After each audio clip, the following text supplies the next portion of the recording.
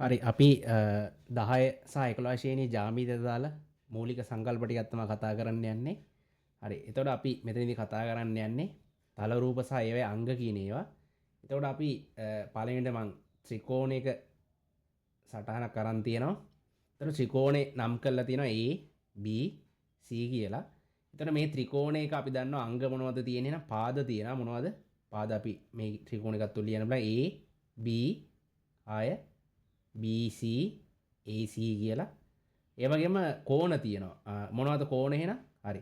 අපි මේකේ මෙන්න මේ කැපිටල් A ළඟ තියෙන කෝණේ කොහොමද නම් කරන්නේ? BAC කියලා නම් කර හැකි. BAC. ওই විදිහට අපිට මෙතන කැපිටල් C ළඟ තියෙන කෝණේ නම් කරන්න පුළුවන් කොහොමද? BCA කියලා. BCA. හරි. ওই විදිහටම අනිත් කෝණේ නම් කරන්න පුළුවන් ABC කියලා. එතකොට අපිට මේ කෝණ හා පාද කියන ඒවා ත්‍රිකෝණවල විතරක් නෙවෙයි ඍජු කෝණාශ්‍ර ත්‍රපීසියම සමාන්තරාශ්‍ර ওই වගේ ඕනම තල රූපයක දකින්න පුළුවන්. හරි. ඊට පස්සේ මම මෙතන තවත් පුඩා ප්‍රශ්නයක් දීලා තියෙනවා. එක එක ත්‍රිකෝණ තුනක් ඒ ත්‍රිකෝණ තුනේ අංග ලියන්න කියලා. අපි ලියමු එහෙනම් මොනවද? පාද තියෙනවා මේ ත්‍රිකෝණවල. මොනවද? AC කියන්නේ පාදයක්. ඊට පස්සේ AB කියන්නේ පාදයක්. ඊට පස්සේ BC කියන්නේ පාදයක්. කෝණක් තියෙනවා. අපි කෝණ ඔක්කොම ලියන්න ඕනේ නැහැ. එකක් ලියලා පෙන්නන්න. ACB.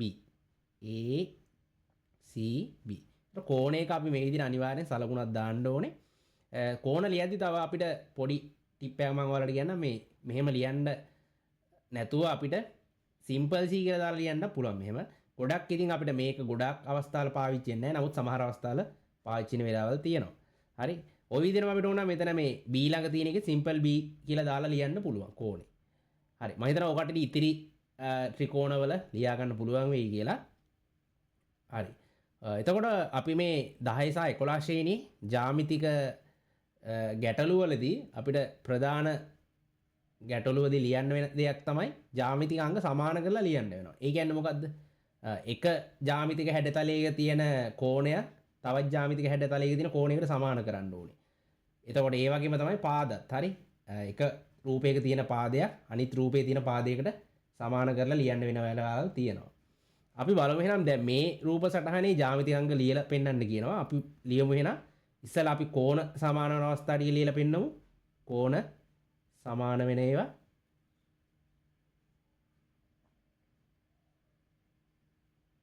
හරි. එහෙනම් බලන්න මෙතන මේ රතු පාට එක මේකකින් ගහලා තියෙන කෝණ ලියන්න පුළුවන් BAE කියලා.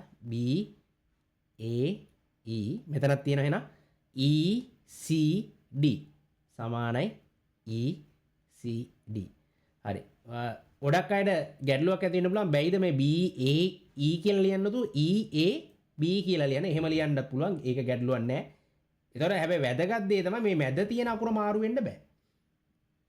හරි. ඒ කියන්නේ BAE ලියනවා නම් අනිත් ක්‍රමය තමයි EAB. එහෙම ලියන්න පුළුවන්. එහෙනම් අපි අනිත් කෝණ සමාන වන අවස්ථාව ලියමු. ABE සමානයි කාටද?